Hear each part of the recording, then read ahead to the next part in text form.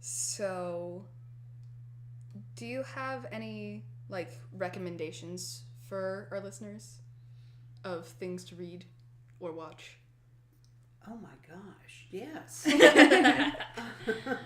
Like, we've already gotten a few, but... You really want science fiction? Like science fiction, horror, fantasy. I am just rediscovering some of the TV stuff from the 60s. And last night I watched a couple of episodes of the Twilight Zone. Yes. Which I just think are fabulous. Now, I don't know whether it's possible to stream Outer Limits or, what was the other anthology piece, which I think was also by Rod Serling. And it was a little bit, that's where I think, was introduced to Lovecraft. Mm-hmm. So it's probably where a lot of people were introduced to Lovecraft, or those sort of like cosmic horror ideas. Yeah. So yeah, Lovecraft is and he's a racist and he's a sexist, and yet if you want to think about horror that doesn't require special effects, I think one of the things that's so creepy about Lovecraft is that you can't quite imagine all those things from outer space. You simply imagine some amorphous creature of some shadow over Innsmouth, or trying to think of some of the other titles. So this is obviously something that influenced me when I was a whole lot younger, and yet when I read them now, I think, oh my God, I didn't see that when I was reading that at the time. I mean, it's very clear that he's thinking about the racial other. Mm-hmm. And then you read some of the other things that Lovecraft wrote. He's not crazy about women either, so he's a little creepy. But I suspect, because he's so much a part of the speculative fiction background, the history, that probably people need to read Poe. I do love Poe. Like, what I've read of Poe's, yeah. I've loved. It was weird. I was like the only person in my class who liked The Telltale Heart. Oh. Like, everyone else either like they didn't get it or they didn't like it, but I was just like, this is excellent. Okay. What did they get? I don't know. Oh. Like, they just said they didn't get it, and then they didn't say anything else. Oh. And I'm just like... They probably didn't read it, and that was their response they had. Could have been. I liked that one. I liked, oh gosh, what is it? Mask of the Red Death? Oh, yeah. That was good. Have you read either of those? I've definitely read the Telltale Heart one. Mm-hmm. I don't know what else I have read. Is there one called The Raven? Is that one? That's a poem. That's the poem. Okay. Yeah. Mm-hmm. Okay. Well, I've mostly read his poetry. Okay. In my high school that's classes. fair. Yeah. Oh gosh. Was he the one who wrote Annabelle Lee? Yes. Ah, yes. That was good. I should go out and read. I've never read Lovecraft, and I haven't read much of Poe, but I've recently discovered that the grotesque is one of my favorite subgenres. Okay. So I've discovered this through Dr. Yasik's classes. Okay. And we're doing a unit on it right now. This is my third class. So what are you with her. reading? Well, we're reading Frankenstein right now. Okay. But for short stories, Bloodchild by Octavia Butler. Yes, okay. Wives by Lisa Tuttle, which I've read before. No, that I don't know. Very grotesque. Okay. I can't remember the other That's the one. ones where the humans try to force the aliens into... They domesticate aliens that are non-gendered and make them look like human women through these skin suits, and then force them to be wives. And it's very like 1950s housewife, but so it's like white men from Earth go colonize another planet and force these aliens to be their wives. Okay. And the men go off to war, and the wives are left to their own devices, and one wants to kind of revolt. But the others aren't really happy with that idea. But it's very grotesque. Yeah. It's a really good I can read. imagine. I I can't remember the other story we're going to be reading. It's for next week, so I haven't read all of them yet. But we are doing Frankenstein. I'm about halfway through that one. Okay. But I'd never read it before. It's great.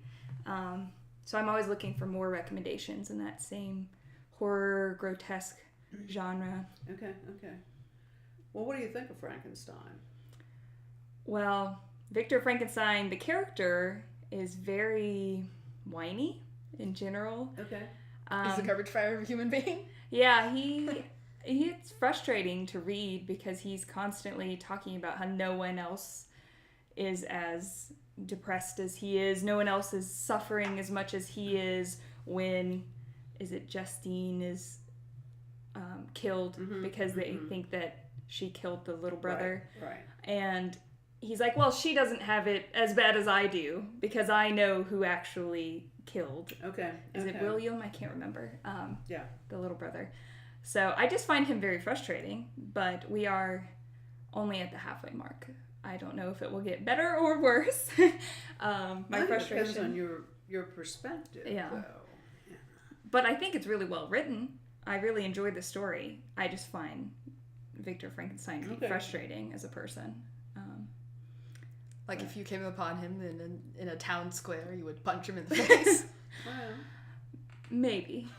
But mostly Dr. Yasek has mentioned, like, well, he is, like, supposed to be 18, 19, 20, like, young. Yeah. And so I have to remember, like, okay, well, everyone's a little angsty sometimes when they're a teenager. But I do find him to be rather angsty. Well, and I don't know whether this is part of the point of, it must not be, because Mary Shelley was also kind of self-taught. Mm-hmm. But it always strikes me that part of the problem with Victor is that he has nobody with whom he can bounce his ideas. And so it's no surprise that he's completely narcissistic,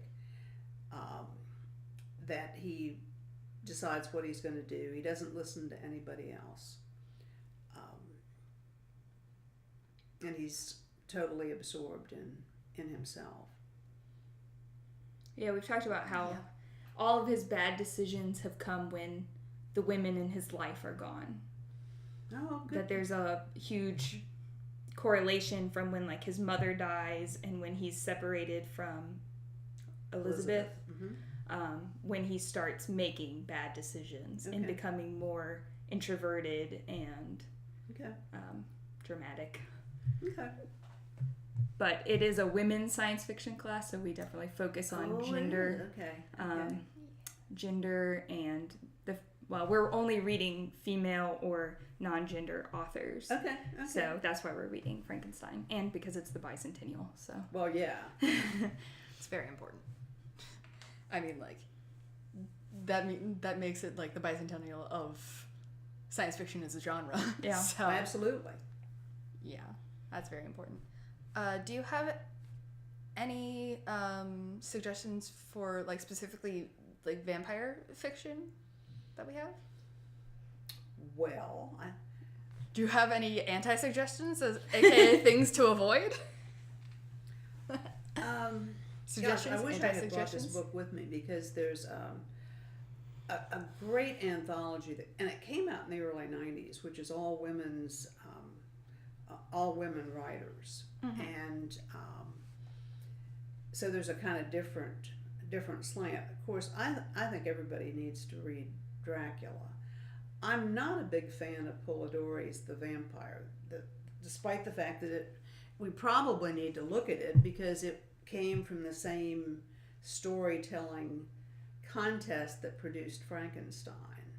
I just don't think it's as interesting once you get over the fact that it clearly lays out the fact that Lord Riven is an aristocrat, and that certainly is one of the things that is very much true of the 19th century vampire issues. You've got this conflict between, well, depending on how you look at it, these creatures who are remnants of the past, but they're also remnants of a past way of being. And Dracula, for example, is the count. He's the aristocrat from 500 years previous. He's a warlord. He's a a feudal character. And I think that so many of the writers of the 19th century are thinking of, they're rejecting that kind of either parenthood or an aristocracy that no longer exists. And the characters in Dracula, for example, are almost all professionals. They're lawyers or doctors, or both Dracula and Carmilla kind of undermine. You think that you've got this, quote, happy ending where the humans prevail. And as my students have said this semester, they've really looked at the fact that it's an apparent patriarchal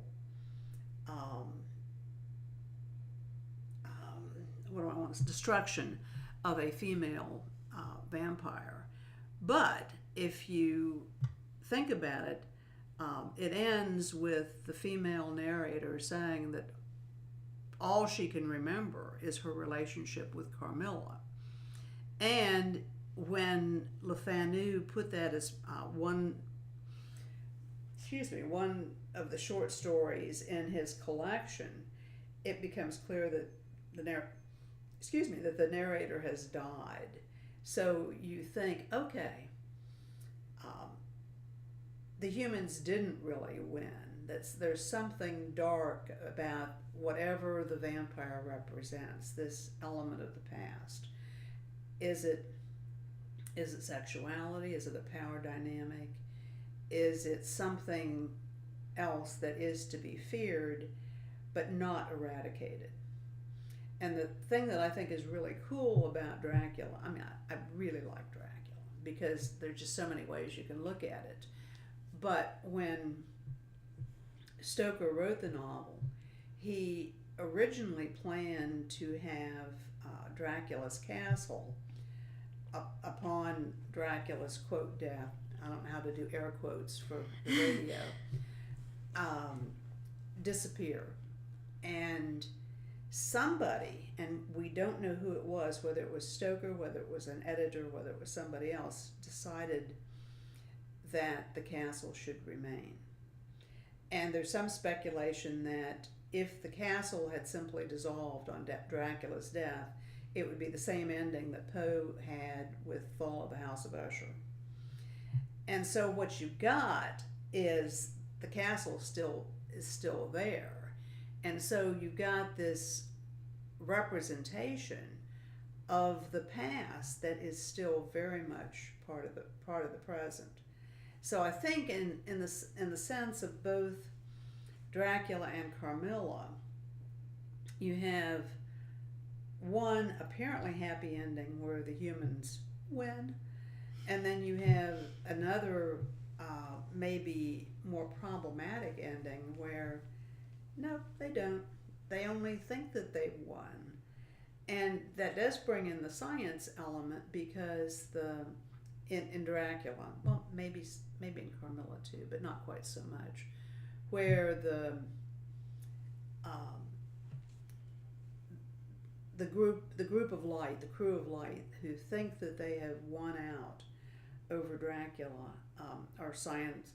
Well, they're imbued with science because they're physicians or they are tied in with the legal profession. They're very much of the present. And when you mentioned earlier on about urban fiction, they're also very much a part of an urban modern environment, because one of the things that Stoker does, which I think is cool, is that he brings this creature of the night, the hunter, the creature of the past, the body, the bloodsucker, and popped him right down in the middle of downtown London in the present. So you've got this sense that, yes, and it's 1897, of course, when England is still at the head of this empire on which the sun never sets. But Sun doesn't sit either. Well, I guess that's true.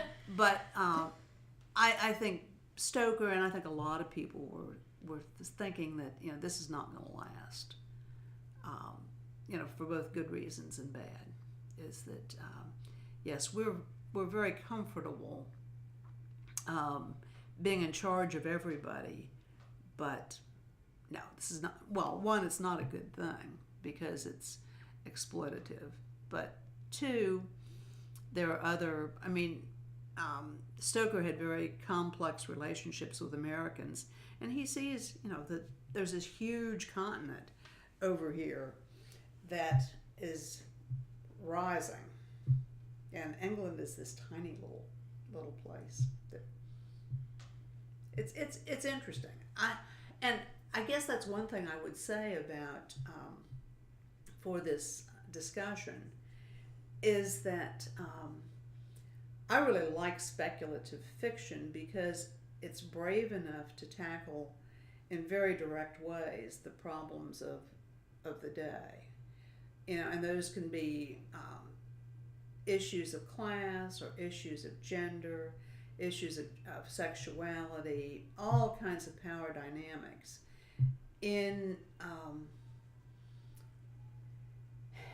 ways that its readership can wrestle in a bunch of different ways, because it's not just like Stoker, say, writing an essay and saying, you know what, it looks to me as if we as in England have been burdened by our past relationships. We are going to be overcome by a new and more modern group, i.e. the United States, new progressive way of thinking. Well, no, he's not going to, and it's much more fun to deal with it in a kind of speculative way. Same thing is true with Frankenstein, because, and I didn't want to talk too much about that because you haven't finished reading it, but if you think of Victor Frankenstein as a scientist, and think about whether or not he's a good scientist, because no scientist today would do what he's doing without adhering to some kind of scientific protocol and delivering papers and being part of an entire community. But he's also a really crummy father or mother, if you want to use the female, because he is reproduced in a totally, I was going to say non-natural way, but it is non-natural, because she looks at the fact that the creature is constructed of dead bodies. And I think the deadness suggests, and I actually like the creature. And that seems to be the general consensus, yeah. I mean, he eventually goes off the rails, I think. But yeah. Early on, I mean, I think of him as an 8-foot toddler, because Frankenstein runs away from him in complete fear and horror, and leaves him without language, without clothing. And you have to imagine that this is the equivalent of a 1.5-year-old, basically, who doesn't really even know how to make sure that his most basic needs are met. So completely abandons him. Mm-hmm. That's why I was surprised when they first encountered each other later on, how the creature could even speak. Well, we will. You will learn that Okay. later. If you haven't, Spoilers. It's actually interesting. Okay. She figures that out for you. Okay. Yeah. I should have finished before this. No. I mean, you're good, fam. I know most of it, but that's only because I've watched videos about like I've never actually read it, but I've watched a lot of like videos about the book. Oh, but don't trust them, because Yeah.